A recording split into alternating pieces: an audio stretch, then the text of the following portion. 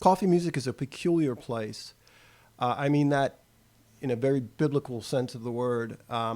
It's rare. You won't find another music store like it, at least that I'm aware of. I've never have. It's possible that I won't. The first time I walked into Coffee Music, I was 15 years old. The initial location was Winchester Exchange in Westminster. I was going there to study with Ben Sherman, the great Ben Sherman, great musician, great teacher. And that's my first encounter with the store. And interestingly, I was in the store, that same store, a few days ago, and I asked the girl who runs the place, it's a boutique now, if I could just kind of wander in and explain to her that Coffee Music was closing and that was its first location. So she said, sure.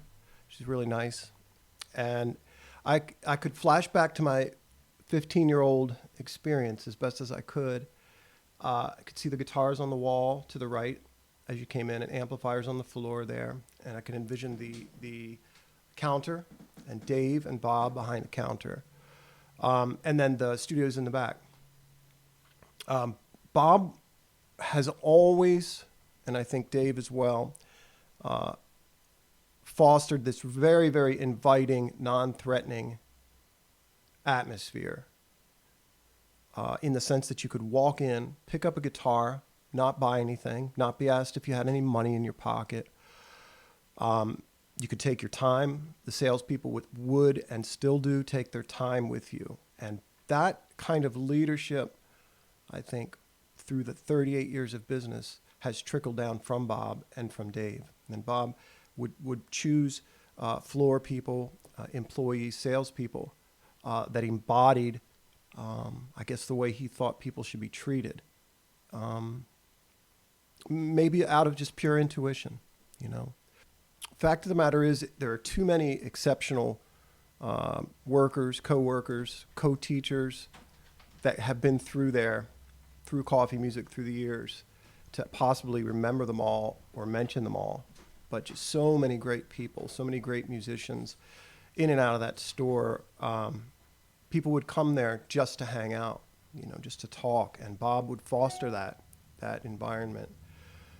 Very family kind of vibe going on always through 38 years. And Bob, you may not consider yourself I don't know if you consider yourself a great businessman, but you are, you know. You can't do that for 38 years and not be great. And you were, you know, the store's great, no doubt. It's going to be missed so much. Thank you for inviting me to teach all those years ago and be part of people's lives, you know. And that's, in a large sense, what it's about, what you've been about there. You've been part of the lives of the community. Kids, you know, going to the schools, instrument tryout days. It should be mentioned that both Bob and Dave are musicians, you know, accomplished musicians. And they understand what it takes in terms of practice, in terms of dedication, to become good on your instrument, to become accomplished. And I'm sure that played into his love. Bob's love of music is what had him start the store. Perhaps not a financial interest in the foreground. I'm guessing, you know. Yeah, so he asked me to teach, and I've been there a long time. And I remember one time I was about 20 years old, and I was in a group, and I had a $1,000 digital effects unit.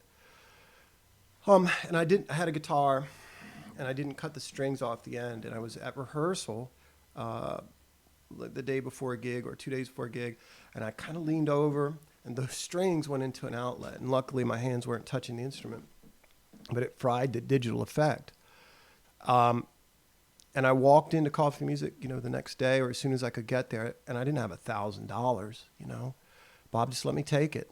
And he would work out payment plans. And I'm sure that came around and would bite him in some instances early on. But he would provide for me and for lots of people because we were musicians that way. And the deal was something like, well, how much money have you got, Tim? You know, can you give me 50? and then we'll draw up something that, I'll give you 3 months or 6 months or whatever it was to pay it off. But I never had to consider that I'd have to come up off that money right away. I remember when the store moved Caddy Corner, still in Winchester Exchange, still a family environment. More teachers began to come on board. I remember Shoko Gazelle bringing in kind of these crock pots of delicious foods on Saturdays, and we would all eat together. And that kind of, as I said earlier, that sort of family environment never went away. Not to my mind, it didn't. Bob trusted his teachers, man. He trusted his teachers. Do what you want, charge what you want. You're good at your job. I'm not going to get in your way. And hopefully we didn't let him down, He worked really hard. He works really hard visiting the school systems, cares about the school music programs. Bob contributed so much to Westminster and Carroll County in terms of sound equipment through the years at events, setting it up, tearing it down, paying the employees to do that, to sound check, and I'm sure at very discounted rates. I know he would, if my church, which was in Westminster, had an event, Bob would be there to run sound for us, just a small church. And Bob would, can you afford $40 for a rental of a keyboard, a PA? I mean, just insane. Bargain's not the word. He was just doing it to be kind, I think that makes him a great businessman. What do I know? I remember Bob taking me on a walking tour of what was once the Mathers building, a department store. It's the current location now, the Coffey Music's current location. And it was enormous. I remember him kind of turning the key, he and I walking through, saying, here's where the studios are going to be. Here's where Shoko's studio is going to be. Here's where the counter's going to be. We're going to have space upstairs. We might have performances. We might have recordings. That was a courageous move. Because to me, it looked huge. It had an elevator, building out an elevator. But it worked, And I don't know how you did it, Bob. I don't know how you did it. I'm so happy for you.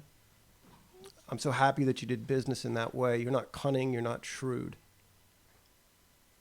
I'd also like to thank Claudia, Harrison, Julia, Claudia, Bob's wife, for all she did to help run that business, and for Bob and she to support one another through all those years.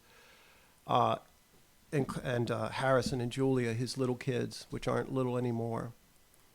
As I said, just so many teachers and so many great people and great musical moments and great philosophical discussions and nonsensical conversation. And, I'll miss that. I'll miss being able to walk in and see you guys every day.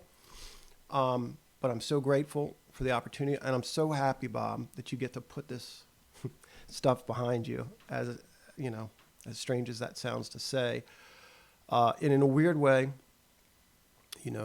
as Coffey music kind of goes away, your name changes in a way. That your name, Bob Coffey, was synonymous, of course, with your great store. So there's a different part of you now. And I'm excited, man. I'm excited for you to take naps, do whatever you want, hang out with your kids, your grandkids, make music. Maybe we can start a proper rock and roll band. We always talked about that. Anyway, man, thank you. God bless you, man. God bless you.